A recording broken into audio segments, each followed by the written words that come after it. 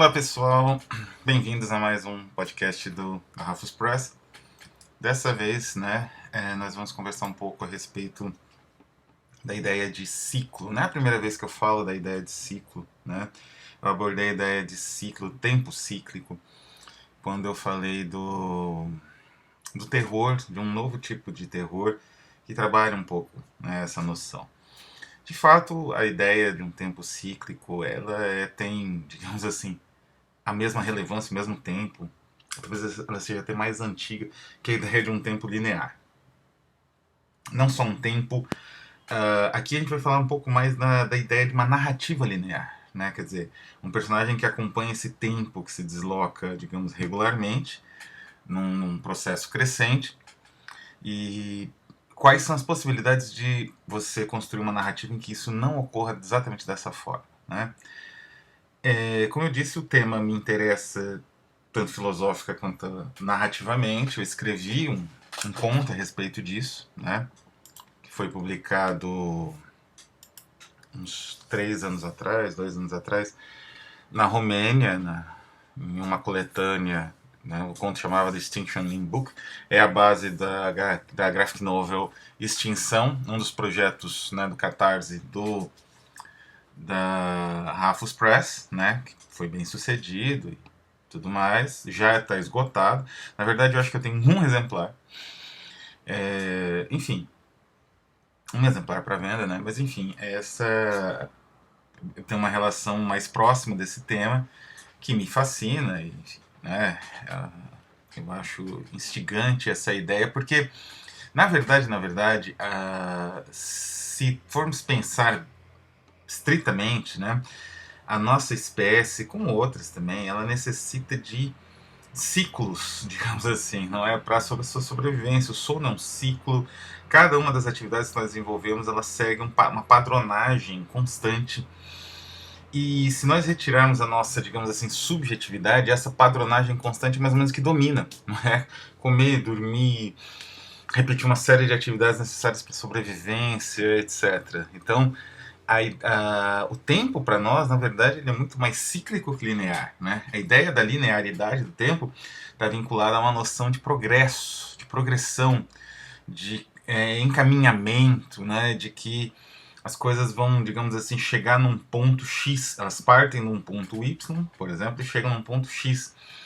E essa é uma noção inteiramente, digamos assim, fictícia, porque não é o que nós percebemos. A nossa realidade percebida, por isso que eu disse que a ideia do tempo cíclico é até mais antiga do que a do tempo linear, é de repetição. As estações se repetem, estações do ano, na mesma sequência sempre. O dia, né, e a noite se repetem, parecem sempre a mesma, né? O mesmo dia, a mesma noite, o calor, o frio. A variação se dá na temperatura, que também é cíclica. As marés se repetem, enfim, os fenômenos da natureza que regulam o funcionamento do nosso organismo e da nossa existência mesmo, não é? As colheitas se repetem, até mesmo o período que você pode, digamos assim, extrair ou caçar uma determinada espécie de animal. Nós logo descobrimos que isso tem que ter uma regularidade, né? Eu não posso fazer isso constantemente ou direto de uma vez só, porque eu vou perder a possibilidade de ter novamente a comida, os animais para caçar, ou enfim. Então, tudo é regulado em termos de repetição. E essa perspectiva, digamos, essa percepção, ela é, de certa maneira, negada nessa ideia que se desenvolveu posteriormente de uma progressão. A ideia da progressão, ela tem, narrativamente falando, uma existência longa também, não é? E, enfim, de qualquer maneira, a ideia de progressão, na nossa, digamos, contemporaneidade, ela está ligada a uma ideia também evolutiva, né? Existe muito essa perspectiva, inclusive entre críticos e analistas de literatura e cinema. Acho que nem tanto analistas no sentido mais da academia, né? Mas o crítico tradicional, de jornal, revista, né? E, enfim, alguns da academia também. Essa ideia está relacionada a uma progressão, não é, da situação, do personagem, e isso é visto como algo positivo, não é? Então essa noção de progressão, ela é muito arraigada e ela inclusive é vista como algo positivo. Quer dizer, o personagem, para muitos críticos de cinema, muitos até roteiristas, diretores, pessoas que pesquisam roteiro para algo mais prático, o roteiro ou o romance, a narrativa, eles entendem que um personagem ele precisa ter algum tipo de mudança durante o período da, digamos assim, de desenvolvimento da narrativa, não é? Para que o leitor não se sinta, sei lá, como se nada tivesse acontecido e ele tivesse, digamos assim, ali circulando em círculos, né? Tivesse rodando em círculos em torno do mesmo ponto. Então essa noção de uma progressão, não é, o progresso do peregrino, né? A obra original, medieval. Então essa noção de uma progressão que acompanha tudo, o personagem, o universo em torno dele, a própria, digamos assim, subjetividade inerente da narrativa, seja ela uma subjetividade ali uh, uh, construída a partir do narrador, seja a própria subjetividade digamos, do diretor, do produtor, enfim, da pessoa que está montando o filme, do roteirista, né? Então sempre tem uma progressão da própria subjetividade. Mas existe uma perspectiva ao contrário, uma perspectiva contrária. Parece até desafiador, né? Porque, embora a nossa existência pareça regulada por processos cíclicos, né? A maneira como nós expressamos esses processos na ficção é através de procedimentos metodológicos, vamos dizer assim, ou midiáticos, progressivos e cumulativos, né? Então a leitura é um exercício linear, um pouco progressivo até, de certa forma, acumulativo. Assistir um filme é um procedimento não tão linear, mas ele tem uma certa linearidade temporal. Se eu entrei, sei lá, às 2 da tarde para assistir um filme de 2 horas, suponho que às 4 o filme esteja no fim, não é? Ele não pode terminar antes, vou achar que aconteceu algum problema com a projeção, não pode terminar depois, pode até terminar depois, mas não 2 horas depois, vai acontecer que também, vou considerar que também aconteceu algum problema na informação que me foi passada e tal. Então, de certa maneira, essas, digamos assim, as estruturas narrativas, elas se manifestam em formatos aparentemente lineares, não é? Ou pelo menos, se não, progressivos lineares nesse sentido. Mas, como eu disse, então pode parecer desafiador você querer quebrar essa linearidade, que é vista em muitos casos como até mesmo algo, digamos assim, dado, né? Uma informação dada já. Então a linearidade vai te acompanhar, não importa o que você faça. Então, como eu disse, a tentativa de mudar, né, essas tendências, elas demorar, assim, houve uma demora considerável, vamos dizer assim, para realmente uma percepção da quebra da narrativa nesses termos. Existe alguma quebra de narrativa em termos um pouco diferenciados, né, anteriores, em termos radicais, na busca de uma narrativa cíclica, né, que quebre essa linearidade aparente, dada até pelo papel, ou pela linearidade temporal, no caso de uma narrativa fílmica. Houve tentativas de quebra, evidentemente, no passado, relacionadas especialmente à quebra no sentido da, digamos assim, da formulação mesma da ideia de narrativa, né? Então uma narrativa que atravessava, digamos assim, derrapava, né, por sua, digamos assim, estrutura fundante e ia em outras direções, como a do poema em prosa ou do poema uma nova formulação do poema épico, assim, por exemplo, o Canto de Maldoror do Lautréamont, né? É uma outra formulação épica, como se você refundasse o monumento do épico como era a Odisseia, que resultou num romance, depois de muitas mutações e um longo tempo aí de maturação, no que seria o romance burguês, né, o romance contemporâneo de caracteres, de exploração psicológica e tudo mais, que existe até hoje, né? Enfim, o romance sério, aquele que é adaptado para o cinema, aquele que ganha prêmios, etc. Nesse sentido, então, o Nouveau Roman, não é, o movimento surgido na França nos anos 50, meados dos anos 50, ele foi realmente um movimento instigante de ruptura. Ruptura porque justamente a ideia era a ideia de desenvolvimento de uma narrativa que, mesmo dentro da linearidade do papel, por assim dizer, posteriormente isso migrou para o cinema, já vou comentar um pouco sobre isso, houvesse uma perspectiva diferente do desenvolvimento do texto, não é? Ou do desenvolvimento dos personagens e tal. Então a progressão era inimiga nesse caso. E o trabalho era um trabalho de repetição. O trabalho era um trabalho de reformulação dos elementos em novas configurações. Os personagens, nesse sentido, eles perderam tanto a ideia de serem, digamos assim, profundos, né? Aquela noção da complexidade psicológica que surgiu mais ou menos no romance russo do século XIX, especialmente da segunda metade, mas não só, do século XIX, e, enfim, teve o seu apogeu no realismo, no naturalismo, o realismo-naturalismo norte-americano do início dos anos do século XX, e que se desenvolveu em variações diversas, chegou ao cinema, né? Tanto esse tipo de personagem é negado pelo novo romance, quanto o seu contrário, a caricatura, né? Ou o personagem arquetípico que existe, por exemplo, no expressionismo alemão ou qualquer outro, né? O personagem no novo romance é como se ele fosse digamos assim, ele tem um elemento quase de arbitrário. É como se ele fosse um modelo, ou mais especificadamente ainda, um algoritmo. Ele é um algoritmo, não é, que permite uma série de transições, de variações naquele universo, assim, digamos, naquela complexidade mais ou menos determinada, por isso a ideia do algoritmo, que monta o personagem. Então ele é um algoritmo, né? Ele não é nem um arquétipo e ele não é nenhuma complexidade psicológica, né? Com nuances e camadas, que são os termos que são muito usados hoje para uma certa crítica e para um viés psicologizante do romance, né? Que é muito comum. Então o Nouveau Roman ele queria romper, né? Então com tudo isso, a estruturação da narrativa ela se torna mais visionária, mas num outro sentido, né? Não naquele rompimento que eu mencionei que aconteceu no século XIX, a tentativa de reformular uma épica que resultasse num novo tipo de romance, às vezes fazendo já essa transmissão em curto-circuito, como foi o caso do Canto de Maldoror, mas num outro sentido, não é? Num sentido mais controlado, num sentido em que você trabalha obsessões visíveis, mas essas obsessões elas são não digo mecanicamente, mas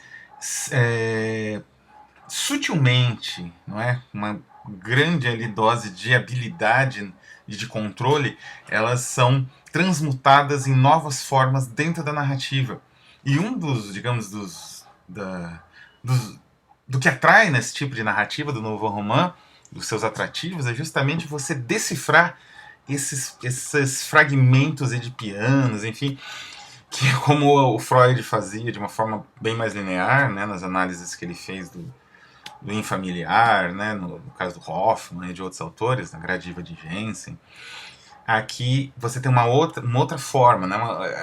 A maneira de analisar seria mais ou menos aquela do antiédipo, muito mais irregular, muito mais por sobressaltos, não é?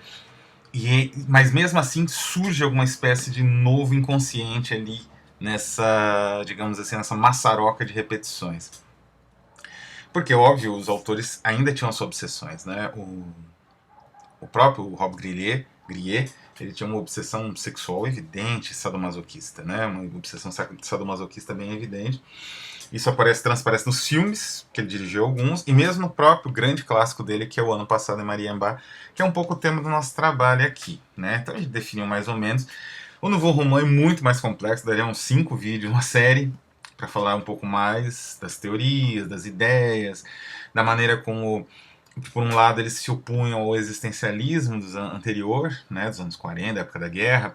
Por outro, eles projetavam, né, o que seria formalmente o estruturalismo do Foucault, do Barthes. Barthes, né, é um autor muito relacionado com os autores do Nouveau Roman, Philippe Soler, Kristeva, enfim, tem toda essa relação, né? E depois, claro, a herança, não é? Mas, não, eu vou falar hoje basicamente do Ano Passado em Mariambá por alguns motivos. Primeiro, por ser uma obra que, rápida, ela digamos assim, surgiu, não é, com um pé na literatura e um pé no cinema. Foi executada depois de um grande conflito, né, entre diretor e escritor. A visão do diretor e a visão do escritor, elas eram próximas, mas havia momentos que elas eram diametralmente opostas, e isso resultou em mudanças significativas no filme, se comparado com o roteiro original. E pelo fato de que existe uma noção mais clara ali de repetição que está diretamente relacionada com, digamos assim, a herança desse material, né? Quando ele vai ser reaproveitado por autores contemporâneos, infelizmente menos conhecidos. O próprio Nouveau Roman é pouco conhecido, por assim dizer, né? Ele é um pouco mais conhecido na França, mas com certeza no resto do mundo ele tem uma receptividade assim, mais ali acadêmica e bem menos, digamos assim, próximo do grande público, não é? Embora autores como Ballard, né, James Graham Ballard ou William Burroughs, os Beats um pouco até nos Estados Unidos, eles tivessem até uma relação ideológica, por assim dizer, com a crítica, né, que o Nouveau Roman fazia à narrativa tradicional e à literatura tradicional. Mas então chegamos no ano passado em Mariambá. É difícil até fazer um roteiro, um sumário desse filme, mas ele é basicamente os embates de memória e com diálogo e um pouco até corporais, num certo sentido, entre três personagens centrais. Os outros personagens são quase como adereços, decorações. Existem outros personagens na trama. Existem outros personagens no filme, mas eles não contam muito, né? Como eu falei, eles são quase adereços, né? Esses três personagens eles não têm nome na trama, pelo menos eu não me recordo, mas eles costumam ser denominados por letras, X, Y e Z, se não me engano, não é? E o A, o X, uma coisa assim, né? Acho que a mulher é o A, o marido é o M, e o antagonista, por assim dizer, é o X, que é quem move a trama, né? E isso a gente já percebe aí uma formulação quase que matemática, mas não só isso, existe também uma ideia de uma estrutura inteligente que faz com que a trama não seja só uma repetição, porque isso também é curioso, né? O Nouveau Roman ele propôs, digamos assim, a extinção do romance tradicional ou da narrativa tradicional por conta de uma linearidade que tinha a ver com uma noção de progresso antiquada, excessivamente autoritária, positivista, mas ele se reserva também a necessidade de haver uma espécie de agente que move a ação. Esse agente ele tenta fugir, digamos assim, da circularidade universal que cerca eles, né?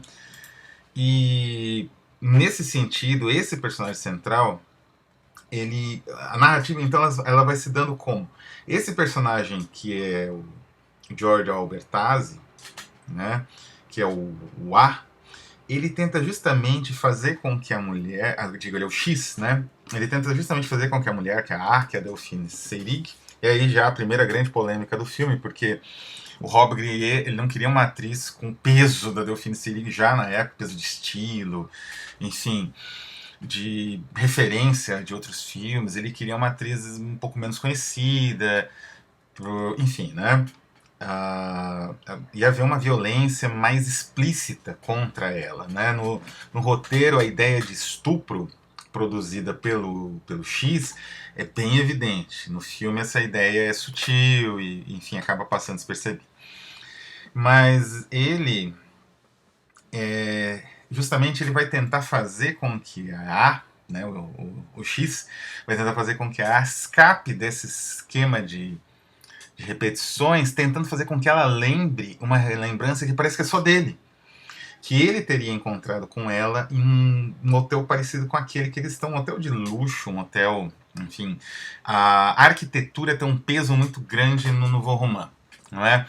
A ideia de ambientes, de certa maneira, o lugar onde a trama se passa, ele tem quase um peso de personagem. É quase como se ele fosse um personagem, tanto quanto os outros.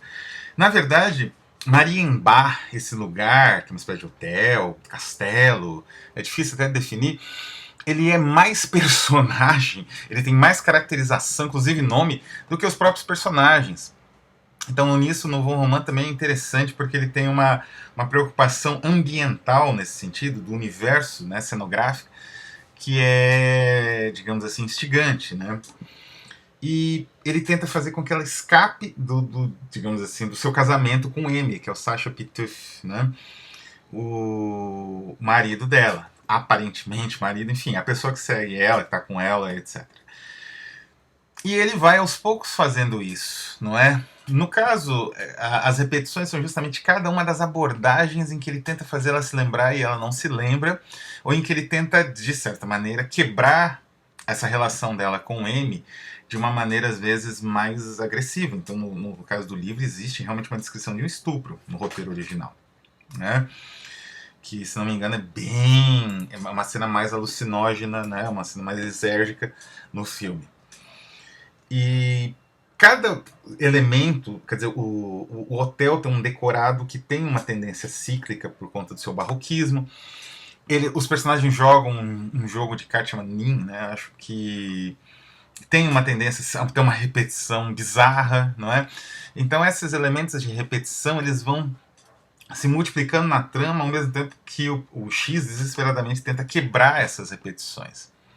E evidentemente fica ambíguo até o fim se ele conseguiu ou não.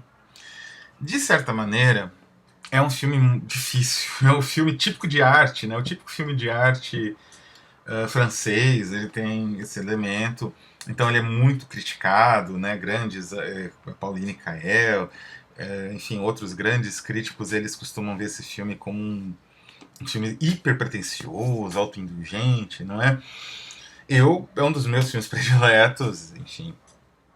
Mas o que ele tem, que eu acho que é mais interessante, é que ele é a grande herança, né? Como eu falei, o próprio Rob Grier vai dirigir outros filmes. O ano passado, em Mariembá, ele é dirigido por um grande diretor, que é o Alain Resnais. Né? Alain Resnais fez Hiroshima, Meu Amor, ele fez, enfim, uma série de filmes, não é? Muriel, Stavisky, enfim, é um grande diretor com uma carreira muito própria e uma filmografia muito variada, muito rica, não é?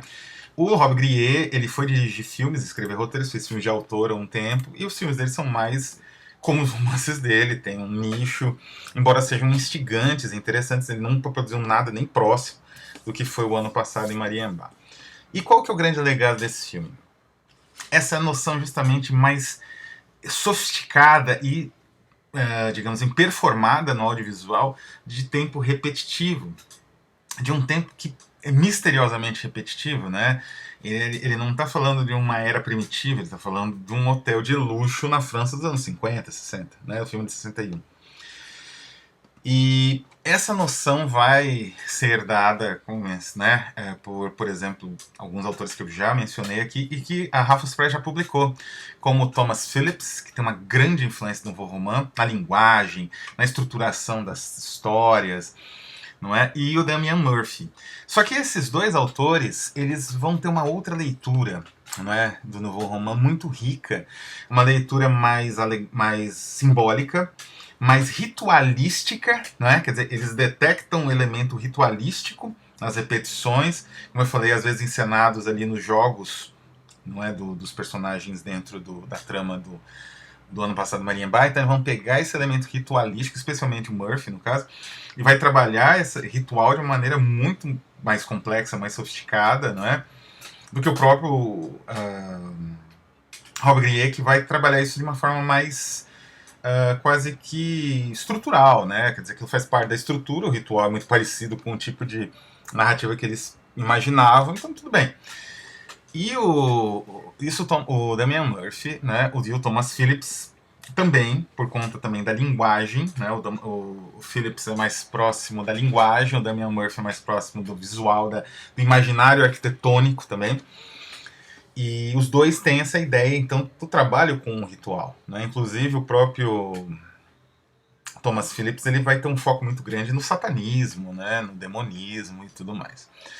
Mas o Brian Evanson, que é o autor que está no nosso financiamento coletivo da Raffles Press desse mês até o mês que vem no Catarse, que é o dia 19 do mês que vem, na verdade, ele tem uma visão ainda mais instigante, né? Porque o Brian Evanson, é difícil falar qualquer coisa do Mater, né? Que é o Mother, né, que é o livro dele que está sobre financiamento coletivo, sem estragar a surpresa e dar spoiler. Mas o Mater, ele tem uma estrutura baseada numa ideia de repetição muito original. E é uma ideia de repetição que se justifica dentro da narrativa, então ela não soa mística ou surrealista, não é? Que é algo que pode tirar, que muitas vezes tira as pessoas que estão assistindo o ano passado em Mariambá, porque aquilo não parece um hotel tradicional, parece alguma coisa de sonho ou de surrealismo. Não, no Mother existe uma noção de que as repetições que acontecem ali, elas têm uma justificativa, e é uma justificativa plausível. Então isso faz com que esses processos fiquem ainda mais, digamos assim, questionem ainda mais a essência, que no caso do Mother, né, do texto do Brian Evanson, é a essência da nossa humanidade, a nossa noção, o que nos separa de qualquer outro animal ou das máquinas que a gente produz, não é? O que faz realmente a nossa originalidade e se isso é passível de repetição ou não. Então, Mother é um romance único, que tem uma estrutura muito complexa, que lembra um pouco, mas é bem original em relação ao ano passado em Mariambá, e eu espero que vocês aproveitem. Fico por aqui, esse foi o nosso podcast da Rafus Press, e até a próxima.